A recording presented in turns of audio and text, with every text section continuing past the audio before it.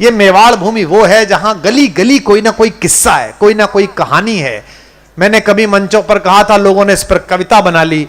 पूरे विश्व का इतिहास तराजू के एक पलड़े में रखा जाए और भारत का इतिहास दूसरे पलड़े में रखा जाए तो भारत का पलड़ा भारी हो जाएगा। अगली पंक्ति पर फिर तालियां देना। अगर भारत का इतिहास एक तरफ रखा जाए और राजस्थान का इतिहास एक तरफ रखा जाए तो राजस्थान का पलड़ा भारी हो जाएगा। और अगली पंक्ति पर दोनों हाथ उठें, पूरे राजस्थान का इतिहास एक तरफ रखा जाए और मेवाड़ रख दिया जाए तो मेवाड़ का पलड़ा भारी हो जाएगा। ये जो गगन में आज तिरंगे के ऊपर का शीर्ष पर भगवा फहराता है, जिसका उत्तरीय लेकर ये पूज्य ऋषि संत यहां बैठे हुए हैं, उसकी लालिमा, उसकी चटक बनाए रखने के लिए अगर किसी ने अपनी केसरिया तलवारों का पानी पिलाया है तो इस मिट्टी का नाम मेवाड़ है। मैं मेवाड़ की उसी मिट्टी के गुण वर्णन के लिए उत्तर प्रदेश के एक लड़के को बुला रहा हूं। आप सोच कर देखिए कहां रहता है। कृष्ण के वंशजों के बीच में, अहीरों के इलाके में, औरैया में रहता है। और औरैया में रहकर उसके लड़के के मन में यहां आए बिना, वो कभी आया नहीं, यहां कभी घूमा नहीं था मेवाड़।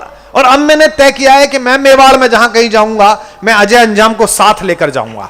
जहां भी मैं जाऊंगा इस लड़के को कविता पढ़वाऊंगा, चित्तौड़ के किले में कविता पढ़वाऊंगा, कुंभलगढ़ के प्राचीर से पढ़वाऊंगा। क्योंकि मैंने पहली बार जब इसकी कविता पढ़ी तो मुझे भी रोमांच हो गया जब मैंने सुना।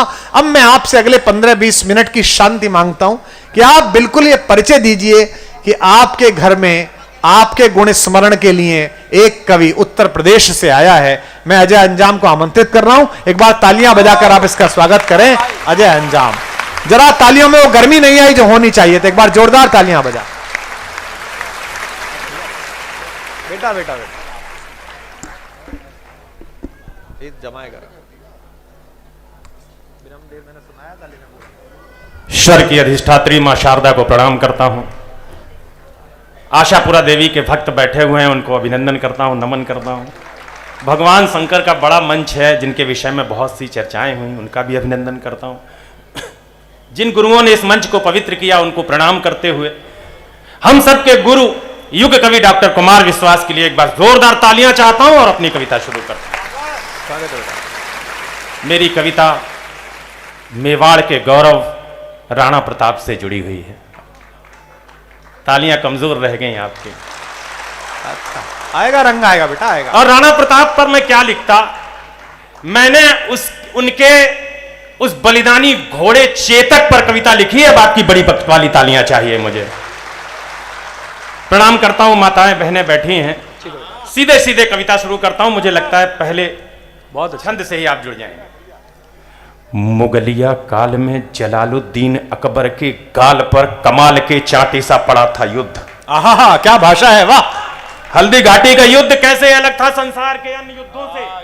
एक निवेदन करता हूं, पूरे पंडाल का पूरा ध्यान मिलेगा तो कविता आप तक पहुंचेगी। कैसे अलग था। मुगलिया काल में जलालुद्दीन अकबर के गाल पर कमाल के चांटे सा पड़ा था युद्ध। राजा मेवाड़ के प्रताप महाराणा, उनके माथे पर सोने के मुकुट सा जड़ा था युद्ध। अरे हल्दी की घाटी में, वीर परपाटी में, मेवाड़ की माटी में मौत सा अड़ा था युद्ध। दूजे युद्ध, घोड़े पर बैठ लड़े शेर। अन्य युद्ध, पंक्ति अगर आपके हृदय तक पहुंच जाए तो दोनों हाथ उठा के तालियों का महोत्सव करना। अन्य युद्ध, घोड़े पर बैठ लड़े शेर। वहां शेर पर सवार बबर शेर ने लड़ा था युद्ध। वहां शेर पर सवार बबर शेर ने लड़ा था युद्ध। भारत की माटी का वंदन अनेक बार चंदन समान इसे मस्तक लगाता हूं। वीर रजपूतों की वसुंधरा ये वीर भूमि, रंगीले राजस्थान को मस्तक झुकाता हूं। चेतक के सवार महाराणा प्रताप, उन्हें श्रद्धा की शौर्य शब्द समिधा चढ़ाता हूं। तालियों की गूंज से हौसला बढ़ा दो आप, चेतक की टापों की गूंज सुनवाता हूं।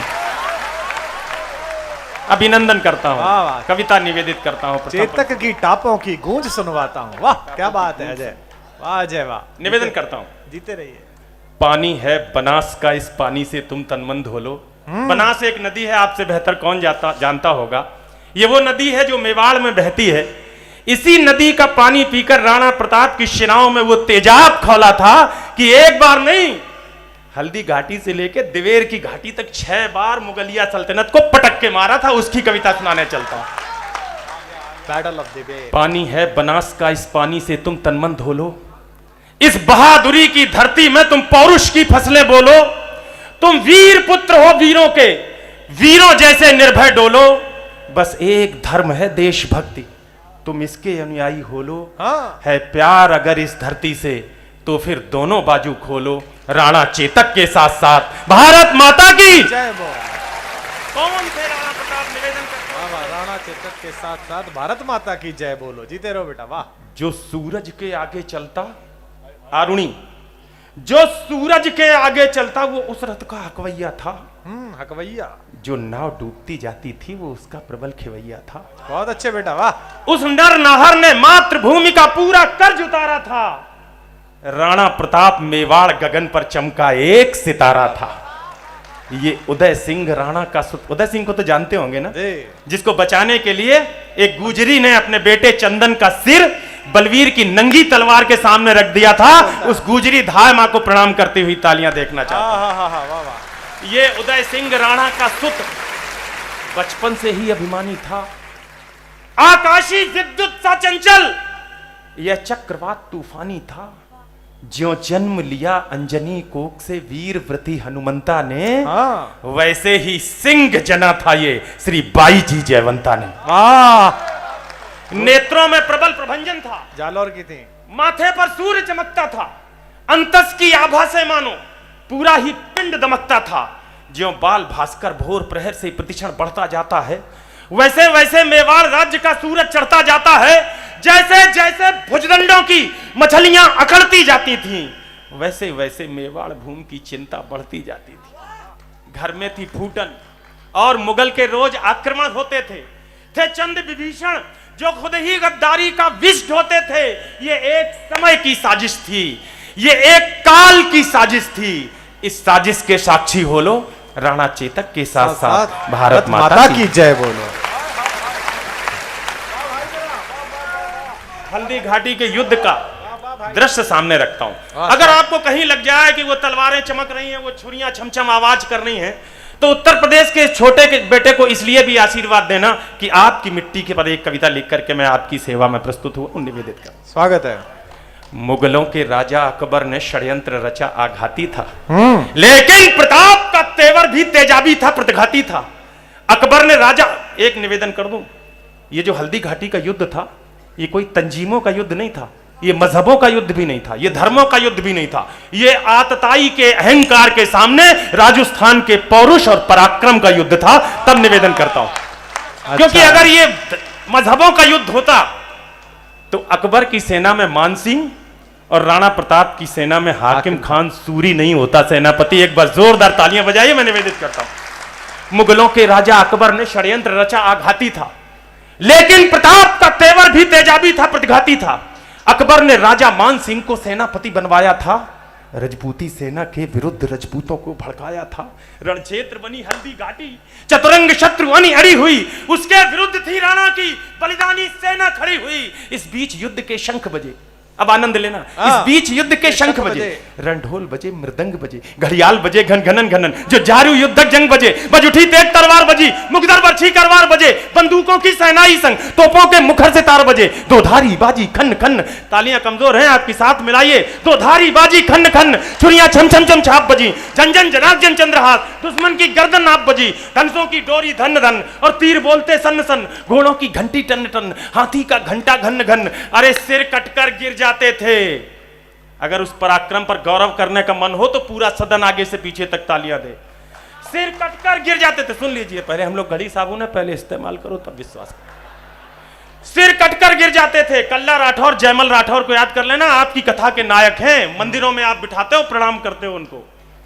सिर कटकर गिर जाते थे, पर लोथें ही अड़ती रहती थी और कहीं विलक धड़ से होकर बस बाजू लड़ती रहती थी। कितना सुंदर है। अरे जिसको भगोड़ देता चेतक, उसका बख्तर कट जाता था। जिसको भाला घुस जाता था, गुब्बारे सा फट जाता था। अब पंक्ति पर आपकी तालियां चाहिए। वो नीले घोड़े का सवार, नीलो घोड़ो रो सवार, तूफान दिखाई देता था। जिस ओर निकल जाता चेतक, शमशान दिखाई देता था। आसमान दिखाई देता था। उस नीले घोड़े का कौतुक देखो, अपनी आंखें खोलो। राणा चेतक के साथ साथ भारत माता की युद्ध का एक और सबसे तेजस्वी दृश्य रखता हूं, उसके बाद मैं जानता हूं आप युग कवि को सुनने आए डॉक्टर कुमार विश्वास को अपनी भूमिका संक्षिप्त करते हुए एक बड़ा बंद सुनिएगा, तेजस्वी बंद सुनिएगा। कुछ पंक्तियां अच्छी लगे तो हंगामा देखना चाहता हूं। स्वागत है। वाह। भैरव बन गया त्रिशूल और दो धारी चंडा बन बैठी। वाह। फिर रक्त बीज बन गए मुगल, बरछी चामुंडा बन बैठी। बैरी को तक्षक थे प्रताप, फुंकार बन गया था चेतक। थी सूखी घास मुगल सेना, अंगार बन गया था चेतक। पंक्ति अब संभालना। अच्छा है। अरे मुगलों की अभिमानी घुड़की। एक बड़ा दुर्धर्ष योद्धा था अकबर की सेना में, बहलोल खां, कुछ लोग उसको दूसरे नाम से भी जानते हैं। अकबर को बड़ा घमंड था कि इससे कोई जीत नहीं सकता। हमारे राणा के सामने युद्ध में फंस गया, हल्दी घाटी के युद्ध में। 10 मिनट खेले राणा, 11वें मिनट में छलांग लगाई, तलवार का ऐसा प्रहार किया कि त्राण कटा, सिर कटा, धड़ कटा, घोड़े के भी 2 टुकड़े होकर जमीन पर गिर पड़े। ऐसे महानायक की कविता सुनाने चलता हूं, आपका ध्यान मांगता हूं। भैरव बन गया त्रिशूल और दो धारी चंडा बन बैठी। फिर रक्त बीज बन गई मुगल, बरछी चामुंडा बन बैठी। बैरी को तक्षक थे प्रताप, फुंकार बन गया था चेतक। थी सूखी घास मुगल सेना, अंगार बन गया था चेतक। अरे मुगलों की अभिमानी घुड़की पल में, आप याद सोच के देखिए, इधर से चौहान चिल्ला रहे होंगे आशापुरा मैया की जय, कोई चिल्लाता होगा तुलजा भवानी की जय, कोई नारे लगा रहा होगा एक लिंग महाराज की जय, उधर से भी आवाज आ रही होगी नाराये तकबीर अल्लाह अकबर या अली या वली। ऐसे में जब तलवार किसी की गर्दन पर घलती होगी तो क्या मंजर होता होगा। उस मंजर को अगर ठीक से व्यक्त कर दिया हो तो आपकी बड़ी तालियां मांगता हूं। मुगलों की अभिमानी घुड़की पल में पुकार हो जाती थी। जब तक वो अल्लाह कहते थे तलवार पार हो जाती थी।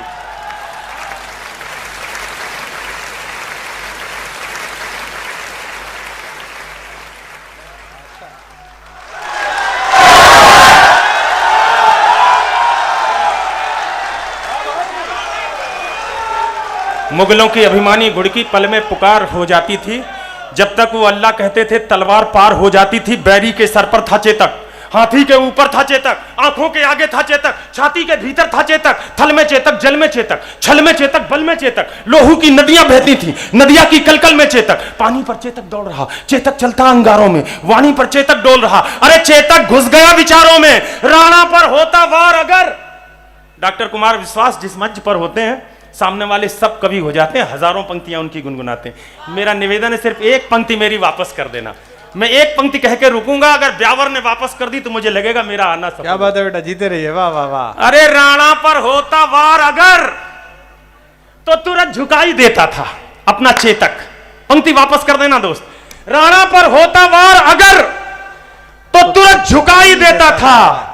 यदि यहां डूब जाता चेतक तो वहां। जिंदाबाद। प्रणाम करता हूं, अभिनंदन करता हूं, नमन करता हूं ब्यावर आपको। राणा पर होता वार अगर तो तुरंत झुकाई देता था। अच्छा है, अच्छा है।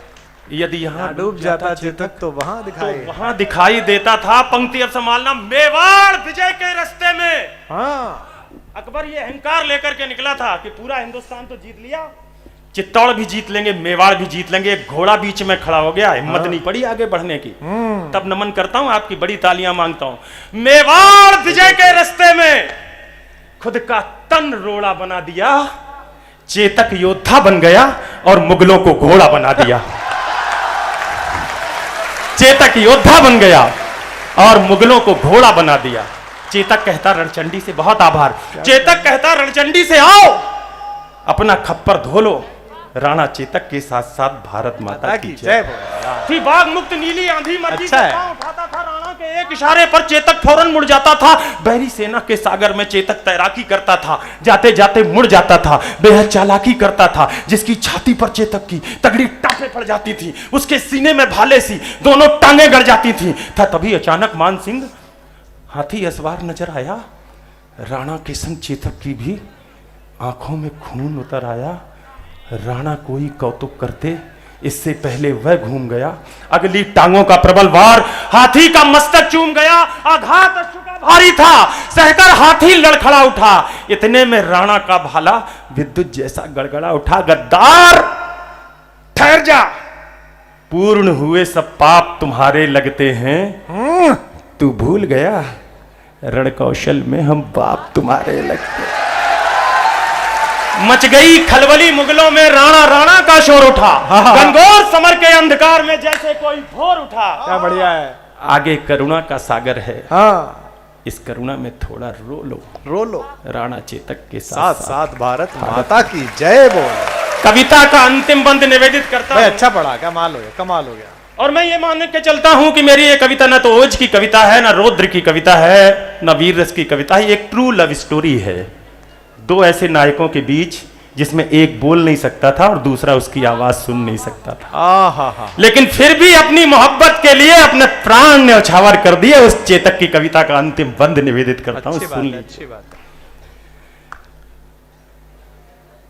राणा के प्रबल प्रहारों का ना तोड़ दिखाई देता था। लोग कहते हैं वीर रस की कविता बहुत चिल्ला के पढ़ी जाती है। मैं सांस की जुम्बिश से भी एक आध पंक्ति पढ़ूंगा और आपकी तालियां सबसे भरपूर वहां पर मांगूंगा। मेहनत है। राणा के प्रबल प्रहारों का न तोड़ दिखाई देता था, न हल्दी घाटी में चेतक का जोर दिखाई देता था। संख्या बल में अकबर का दल राणा के दल से भारी था। 7-1। हजारों घाव लगे थे पर राणा का हमला जारी था। जी भाई साहब, 7-1 का अनुपात था।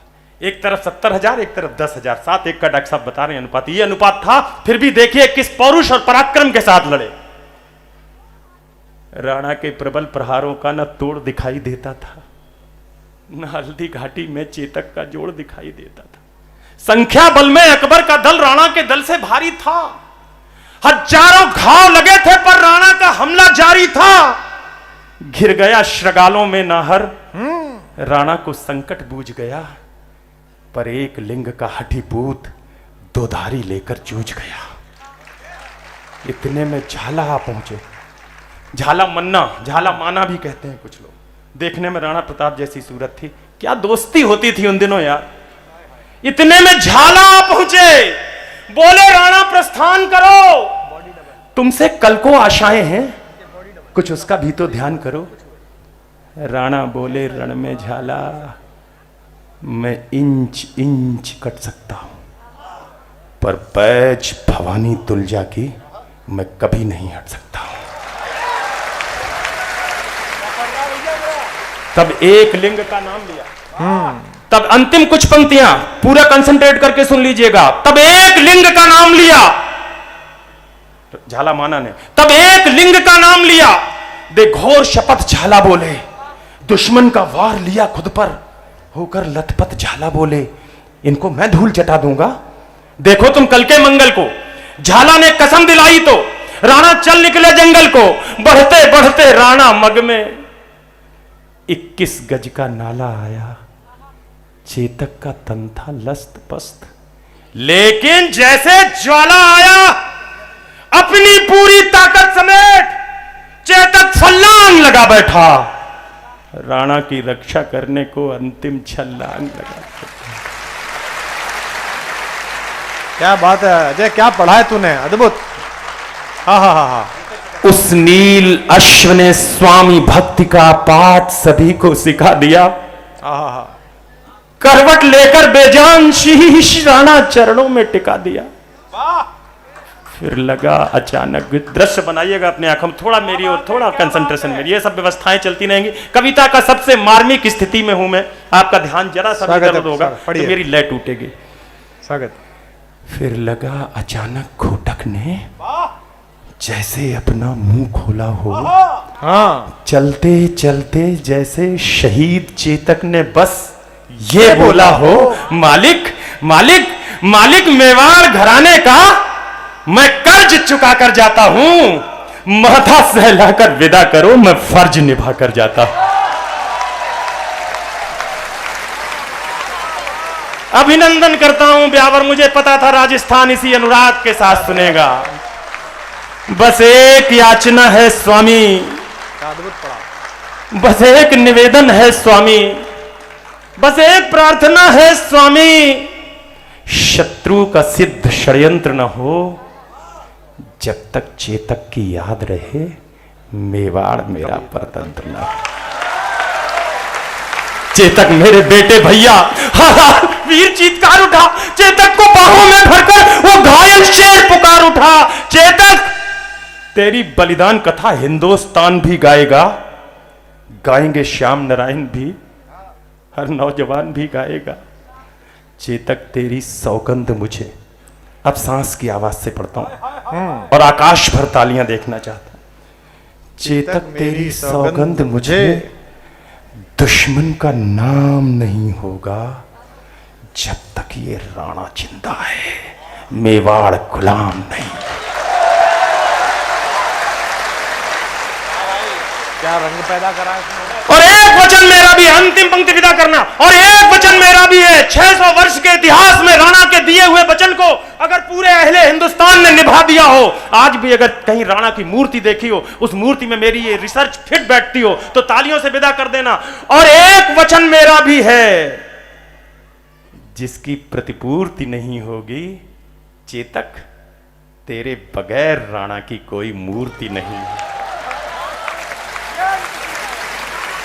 अंजाम अजय की विनती है, अंजाम अजय की विनती है, अब तो दोनों बाजू खोलो, राणा चेतक के साथ साथ भारत माता की। वाह वाह वाह।